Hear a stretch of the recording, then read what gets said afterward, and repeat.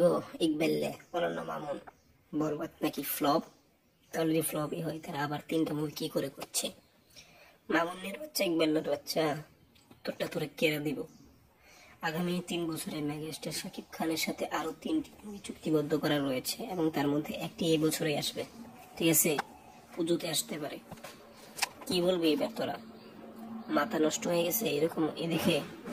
যদি আসলে ফ্লপ হইতো তাহলে তিনি তো আর বলতেন। আর তিনি নিজেও জানিয়েছে 50 কোটি টাকা অফিসিয়ালি জানিয়ে দিয়েছে। আর একদল অমানো মামুন আর এই ইকবাল হেরে দুনিয়ারই বলে যে এরা মেগাসের সাথে আরো 3টা ছবি আপকামিং রয়েছে, রিয়া এনার্জির সাথে আরো 3টা মুভি রয়েছে। 3টা তার আগে 3টা শাকিব খানের সাথে করার পরে অন্য নায়কদেরকে পরে দেখবে।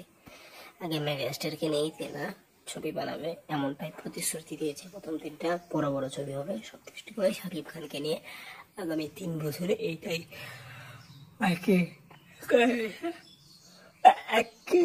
আরেকটা বড় হবে। থ্যাংক ইউ পুরো ভিডিওটি দেখার জন্য, আর সাবস্ক্রাইবটা করিয়ে দিন। Thank you.